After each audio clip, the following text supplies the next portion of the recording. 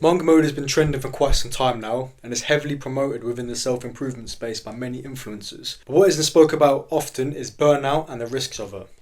But first of all, what is monk mode and what is burnout? Monk mode. Monk mode is a season or phase in your life where you completely isolate yourself and focus directly on your goals without any distractions. Similar to a monk, you live a monastic lifestyle and with one thing on your mind and one purpose. It's a period of self-discipline, focus, mental fortitude and character building. People tend to do this through the winter, and I guess a wishy-washy term of it is the winter arc, which is well known within the gym world. This mode tends to go on for about 3 to 6 months, on average with breaks and then repeating the cycle again. It can be extremely beneficial if it's used correctly, and you can excel in whatever you're trying to focus on. Burnout, being the complete opposite of monk mode or even a result of monk mode, burnout is a state of emotional, physical and mental exhaustion normally caused by prolonged stress, overworking themselves, lack of rest, lack of control in your life, poor work-life balance, negative interpersonal interactions. Key symptoms of burnout are physical exhaustion and fatigue, emotional detachment and loneliness, increased irritability and anxiety, negative thoughts and hopelessness, reduced performance and brain fog, avoidance and isolation of social interactions, and reintroduction of bad habits. This completely differs from everyday tiredness, as it is a long-term condition. You can't just get rid of it with a short break or sleep alone. It normally requires months or weeks or months of rest and isolation, and recovery normally requires addressing the stress sources, setting boundaries, prioritising self-care, and maybe even getting professional help if needed. So what's my experience with it? In the summer of 2024, I decided to hit monk mode and I got myself a coach. I got really serious about my goals. At the time, I never realised this, but I was doing too many things at once. As previously mentioned, monk mode should be a period of focusing on one thing at a time, and I made this mistake myself. In my case, I was focusing on weight loss/body recomp, including a gut reset protocol on a carnivore diet, building my social media page up to become an online coach while simultaneously documenting my cut for my Instagram audience, building better habits such as listening to more audiobooks, reading more, studying for my level 3 personal trainer qualification, and running my own electrical jobs as a 9 to 5 while maintaining a high standard of work. Now you're probably thinking that's a lot of stuff to do, and it is, so I'm going to break my day down for you as well. I was waking up anytime between 3:45 and 4:30 every single day. First thing I was doing, I was hitting a cold shower as soon as I woke up, followed by a morning calisthenics workout in my garden, finishing that around 5:30 in the morning. After that, my first meal was at 6 a.m. and I'd leave for work around 6:30 a.m. While I wasn't doing my own jobs, I'd be working long days on building sites from around 7:30 to around 4:30 to 6:30, depending if I did overtime. I'd be reading on my hour commute each way, and once arriving home, I'd eat, get straight to work, whether that be studying for my PT course or whether that be making short form content.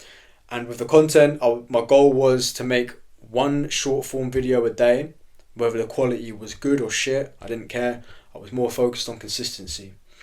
I'd be working on my coaching from around 6 to 8, and from 8, I'd be doing my wind down routine to be asleep for 9 to repeat again.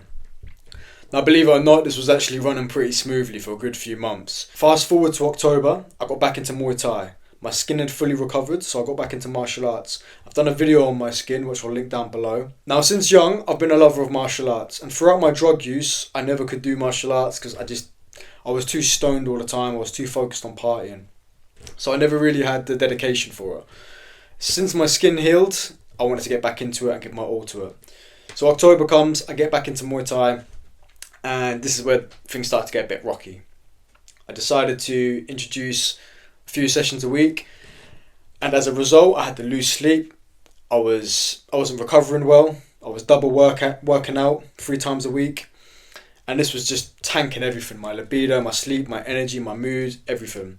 But disclaimer, I don't blame Muay Thai at all. I blame myself and my overinflated ego at the time, thinking that I could do all of this long term.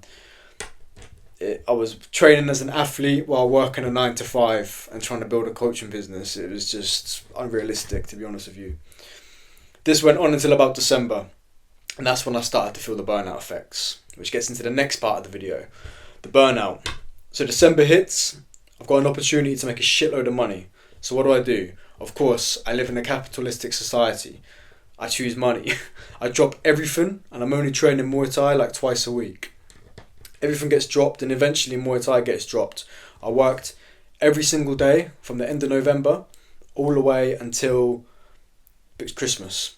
The only thing that kept me going was the fact that I knew that I had 2 weeks off at the end of it. And little did I know at the time this wouldn't be enough for myself. But I was really starting to feel it at this point. All I was concerned about at that period of time was getting my money up, getting the bag in. As a result of all of this, I started to fall off carnivore. I was getting extremely drained, angry, restless, unmotivated. Libido dropped, sleep was awful, etc, etc. Christmas hits, I get 2 weeks off. And I just completely fall off. I start eating a lot of shitty food.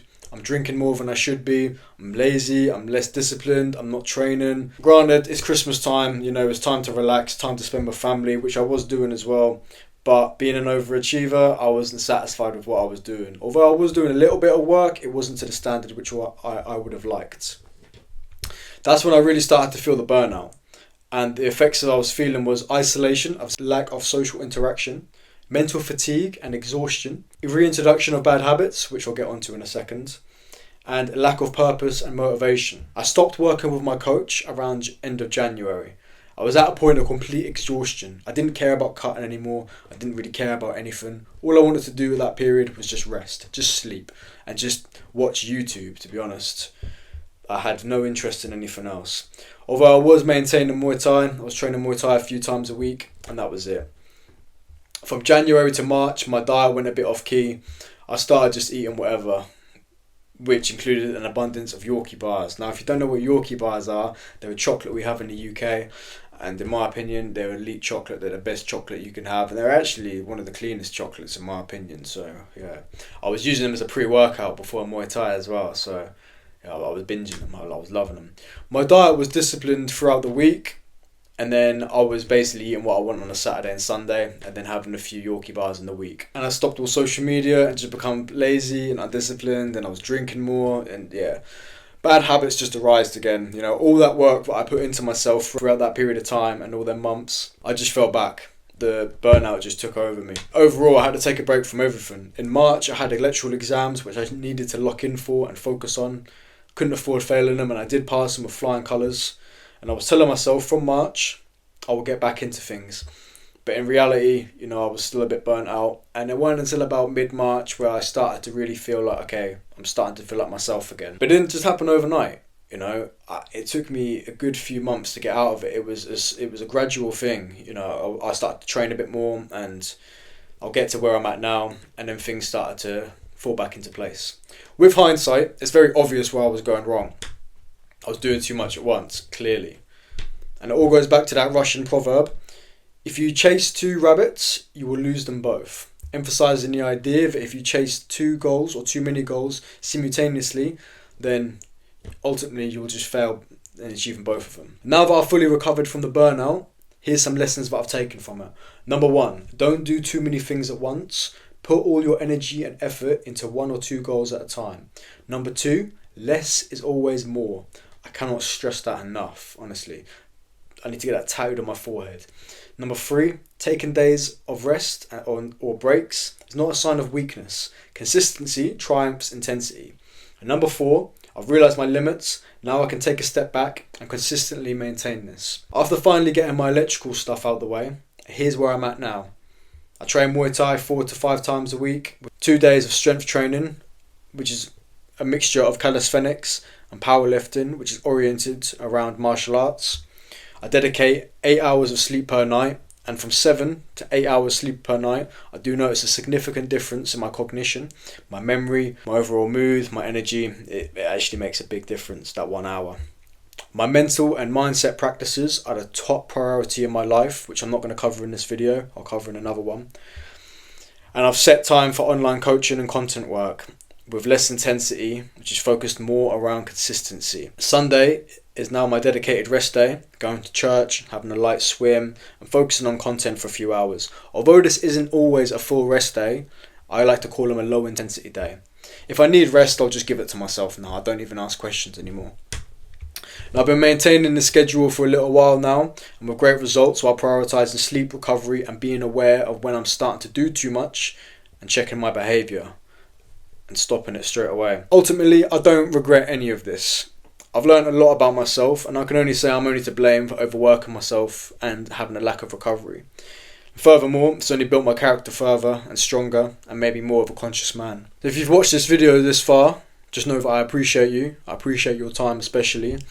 And I hope you can take lessons from this and you can benefit from it. This video is to help people who are going into monk mode. Maybe they can learn from my mistakes and learn from my experience. I don't wish this upon anyone. It's quite disheartening when you go so hard for so long and you're so focused, you're so disciplined for an intense period of time, and then you get to a point where you just don't want to do anything. You just want to binge documentaries on YouTube, focus on women, drink alcohol and eat shitty food.